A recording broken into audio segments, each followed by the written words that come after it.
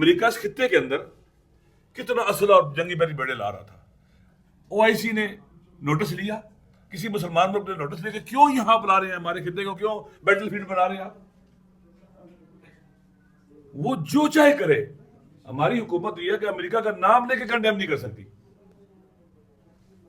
ہم نے اس قاتل کو, جو امن کا قاتل ہے, اسے ہم نے پیس کے نوبل پرائز کے لیے نامینیٹ کیا ہوا ہے اور فخر کرتے ہیں ہم لوگ. اسی قاتل کے انڈر جو پیس بورڈ غزہ کا بنا ہوا ہے, وہاں پر قبضہ کرنے کے لیے اس کا حصہ بنے ہوئے ہیں. اور واری جائے آپ پر اس سے رکتے ہی نہیں ہے. پاکستان کے عوام مسلمان عوام ہے پاکستان کے. یہ وہ لوگ ہیں جس ملک کے پائلٹس نے اسرائیل کے خلاف جنگ میں حصہ لیا اور اسرائیلی جہاز گرائے ہیں. پاکستان کے عوام اسرائیل کے غاصب رجیم کو قبول نہیں کرتے. ہمارا نقش رول جو ہونا چاہیے مسلم ممالک کے تحفظ کا ہونا چاہیے, اکٹھے ہونے کا ہونا چاہیے. اس جنگ کو روکنے کے لیے ہمارا سٹینڈ ہونا چاہیے کہ ہم باقاعدہ وارننگ دیں کہ ہم برداشت نہیں کریں گے, جنگ بند کی جائے, روکے امریکہ اٹیک روکے, اسرائیل اٹیک روکے. اسرائیل نے اپنے ہمسایہ ملک ابھی سیریا کے اوپر کتنی انکروچمنٹ کی ہے, کتنا تباہ کیا ہے. ان کا پورا ملٹری انفراسٹرکچر تباہ کیا انہوں نے, کہ وہ نیول ہو چاہے ایئر فورس کا ہو چاہے جو ہے گراؤنڈ فورسز کا ہو, سارا تباہ. کوئی بولا ہے شام کے اندر گھس گیا قبضہ کر رہا ہے, کوئی بولا ہے؟ اسرائیل اتنا لاڈلا ہے, اس کو جو چاہے کرے. پاکستان کے عوام غیرت مند عوام ہے, دنیا میں سب سے زیادہ قبلہ اول سے محبت کرتے ہیں, مکہ مدینہ سے محبت کرتے ہیں.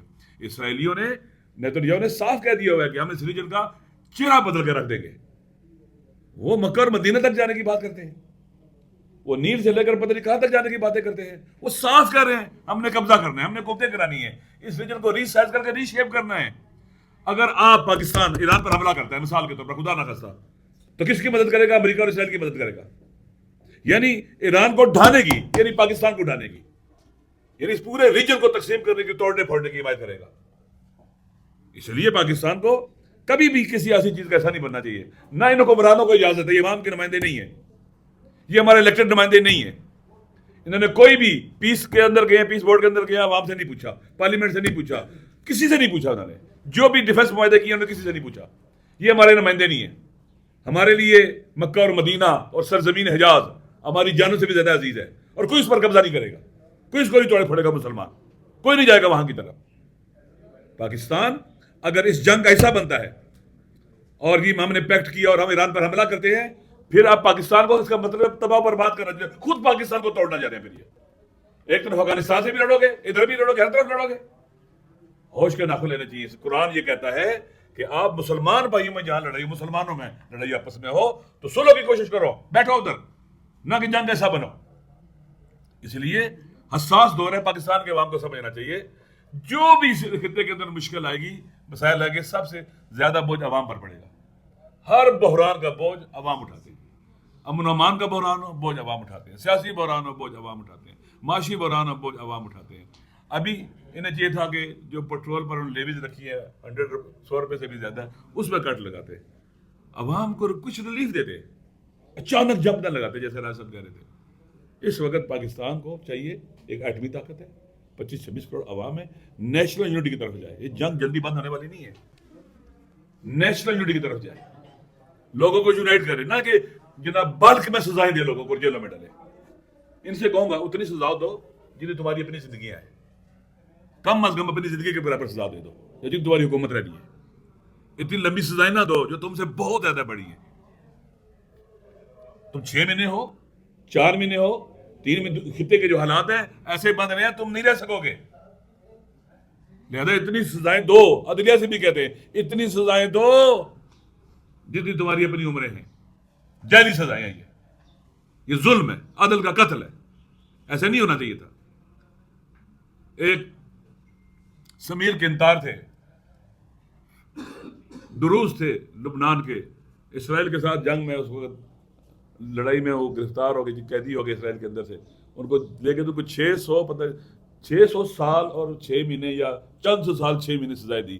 جج ان کو کہنے لگا کہ میں آپ کو اتنے 100 سال اور 6 مہینے سزا دے رہا ہوں, سمجھ آ گئی ہے؟ اس نے کہا کہ مجھے اس جو چند سو سال کی تو سمجھ آئی, 6 مہینے کی سمجھ نہیں آ رہی ہے.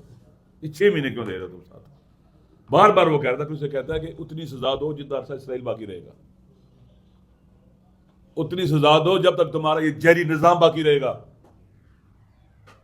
اس لیے پاکستان کے حالات ٹھیک، خطے کے حالات جب ٹھیک نہیں، ہمارے حالات بھی ٹھیک نہیں ہے، ہمارے پیٹرول کی قیمت سے پتہ لگے حالات ٹھیک نہیں ہے. نیشنل یونٹی کیسے وجود میں آئے گی؟ پاکستان کے 90% لوگ ایک طرف کھڑے ہیں، یونائٹ ہیں، اکٹھے ہیں. آپ پھر بھی جو اسٹیک ہولڈر ہیں سارے اکٹھے ہو. نیشنل یونٹی بغیر عمران خان کی ہو ہی نہیں سکتی. اس کو آپ آج لے آؤ، کل لے آؤ، جتنی دیر ہوگی آپ کو پاؤں پکڑ کے اس کو لانا ہوگا، ہاتھ باندھ کے اس کو لانا ہوگا. آپ کو نوشتہ دیوار ہے، پڑھ لو. اس لیے پاکستان کے عوام چاہتے ہیں کہ ہمارا ملک خود بھی بچے اور پورے ریجن کو بچائے، پورے ایسٹ کو بچانے میں رول پلے کرے، امت مسلمان کو بچانے میں رول پلے کرے. یہ کب ہو سکتا؟ جب وہ لوگ نیشنل یونٹی ہوگی، پھر ہمارا رول جو ہے نا سفارتی ریلیشن، ڈپلومیسی، ایسا بندہ لاؤ سامنے جس کے دنیا میں اعتبار ہو، لوگ اس کی عزت کریں، باوقار ہو، عزت نفس اس کے اندر ہو، اندر سے حقیر پست چھوٹا نہ ہو، انسانی کرامت اس کے ساتھ ہو. وہ سب میں آپ دیکھ لیں، میں نہیں کہتا. اب دیکھ کون ہے پاکستان کے عوام سے پوچھے کون ہے وہ، کون مظلوموں کی، پاکستان کے اور امت اسلامی کی آواز بن سکتا ہے ادھر؟ کون بن سکتا ہے؟ یہ بن سکتے. اس لیے وہ عمران خان ہے، پاکستان کے لیے، ایسٹ کے لیے، جہان اسلام کے لیے، مسلمان ممالک کے لیے، امت مسلمہ کے لیے آپ کو اپنے آپ کو یونائٹ کرنا ہوگا، اور پھر نیشنل یونٹی کے ساتھ ان لوگوں کو باہر لانا پڑے گا، ورنہ نیشنل یونٹی نہیں ہوگی جو پاکستان کو لے کے آگے بڑھ سکتے ہیں. شکریہ. اب جانتے ہیں کہ ڈونلڈ ٹرمپ نے تمام قوانین کو پاؤں تلے رون دیا. وہ یونائٹڈ نیشن کو نہیں مانتا، وہ سیکورٹی کونسل کو نہیں مانتا، وہ کسی قانون اور ضابطے کو نہیں مانتا. جو قوانین اور ضوابط جو first world war, second world war کے بعد بنے تھے ایک نظم اور آرڈر دنیا میں رکھنے کے لیے، تو وہ نہیں مانتے کسی کو. وینزویلا میں اس نے اٹیک کیا اور وہاں کے آئل پر قبضہ کیا. وہ دنیا کے جہاں جہاں وسائل ہیں، جہاں جہاں امکانات ہیں، معدنیات ہیں، وہاں پر قبضہ کرنا چاہتا ہے. ایک اس کا ہدف ہے. ایک اسرائیل کا ہدف ہے، گریٹر اسرائیل، جو کہ امریکہ کا ہدف ہے کہ اسرائیل کو گریٹر بنانا ہے. اسرائیل بہت چھوٹا سا ہے، اس کی ڈیپتھ اور بیک نہیں ہے. ایران پر جو اٹیک ہوا ہے، ایران ان کے گریٹر اسرائیل کے راستے کی سب سے بڑی رکاوٹ ہے. اگر خدا نہ خواستہ ایران شکست کھا جاتا ہے، یہ پورا ریجن ٹوٹ جائے گا. انہیں ری سائز کر کے ری شیپ کرنا ہے، یہاں کے تمام آئل اینڈ گیس پر بھی قبضہ کرنا ہے، مسلمانوں کی طاقت توڑ دینی ہے، اور چائنا بھی کنٹین ہو جائے گا، اور shift of power from west to east کا پروسیس بھی رک جائے گا، کنٹرول ہو جائے گا. گویا یہ پورے ایسٹ پر اٹیک ہے، امت مسلمہ پر اٹیک ہے، اور جہان اپنا تمام اسلامی ممالک پر اٹیک ہے.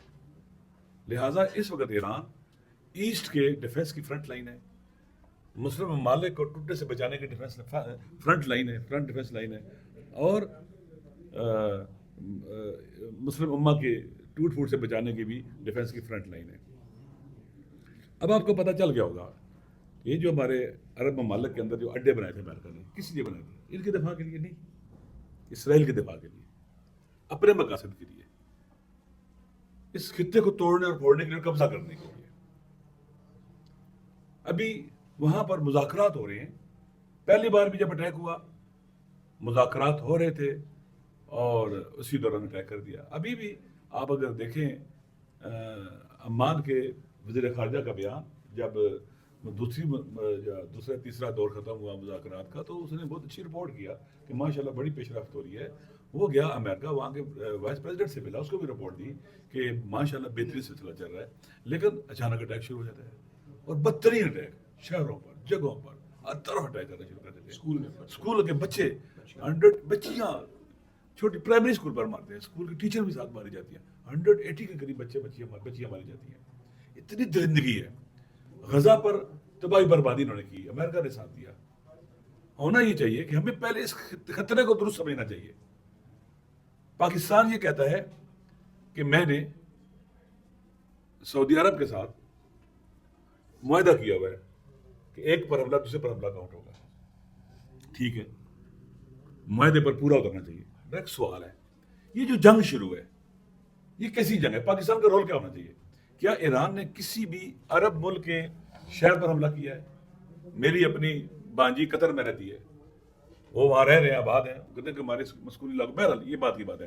ہمارا رول جیسے رائے صاحب نے کہا ہے کہ پاکستان ایک ایٹمی طاقت ہے، جنگ رکوانے کا ہونا چاہیے تھا.